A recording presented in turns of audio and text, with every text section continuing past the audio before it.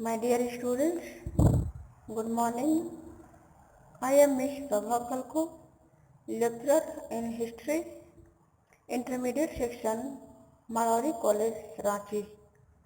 Today I am going to teach you this topic, Chetan Mahaprabhu. Students, हम लोगों ने जाना कि भारत के इतिहास में विभिन्न महात्माओं और संतों का क्या प्रभाव रहा, इसके बारे में जाना. अब हम लोग जानेंगे चेतन महाप्रभु के बारे में. सो स्टूडेंट्स, आज का टॉपिक है चेतन महाप्रभु. चेतन महाप्रभु का जन्म हुआ था 1486 और मृत्यु हुई थी 1533. तो स्टूडेंट, चलिए हम लोग स्टार्ट करते हैं. वल्लभाचार्य की तरह चेतन महाप्रभु ये सभी कृष्ण के उपासक थे. चेतन महाप्रभु का जन्म 1486 ईस्वी में बंगाल के नदिया जिले के एक संभ्रांत परिवार में हुआ था. 20 वर्ष की आयु में संन्यास ग्रहण कर लिया. कबीर तथा नानक के समान चेतन ने भी साम्यवादी दृष्टिकोण अपनाया तथा बंगाल में सांप्रदायिक सद्भाव कायम करने का प्रयास किया. इनके सिद्धांतों में राधा कृष्ण की प्रेम, लक्षण, भक्ति और उनकी लीलाओं की प्रधानता है.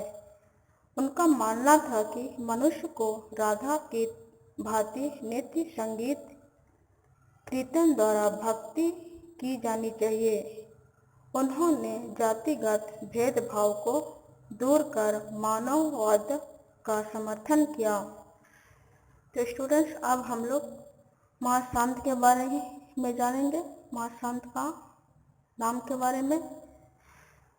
पहला है शंकराचार्य, दूसरा है रामानुजाचार्य, दूसरा है माधवाचार्य, तीसरा है वल्लभाचार्य, तीसरा है निमकाचार्य, चौथा हित राजवंश, पांचवा वासव, छठा दत्तू, सातवां भास्कराचार्य. नेक्स्ट है चेतन. नेक्स्ट कबीर, रामदास, नामदेव, तुकाराम, एक नाम. तो स्टूडेंट्स, ये रहा महासंतों का नाम. तो आप लोग इसको याद कर लीजिएगा. नेक्स्ट देखेंगे मीराबाई. मीराबाई का जन्म हुआ 1498 ईस्वी में और इनका मृत्यु हुई 1573 में.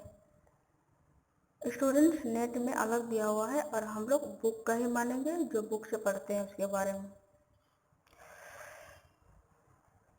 दक्षिण भारत का अलवर महिला संत की तरह मीराबाई भी कृष्ण को अपना पति मानती थी. वह राजस्थान के रतन राठौड़ के पुत्री थी. इनका जन्म 1498 ईस्वी में मेड़वा के एक गांव में हुआ था. मीराबाई बचपन से ही कृष्ण के प्रेम समर्पित थी. 1516 ईस्वी में इनका विवाह राणा संगा के ज्येष्ठ पुत्र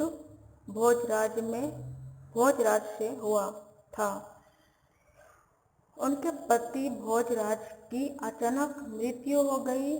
मीराबाई कृष्ण भक्ति में लीन रहने लगी. 1531 ईस्वी में राणा संगा का छोटा बेटा विक्रमादित्य गद्दी पर बैठा.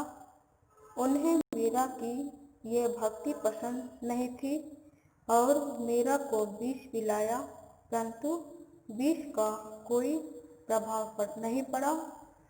वह मेड़वा छोड़कर द्वारिका चली गई. कृष्ण भक्ति में लीन रहकर बहुत से भक्ति गीत की रचना की. सो स्टूडेंट्स, आज के लिए इतना ही. Thank you very much for listening my lecture so carefully.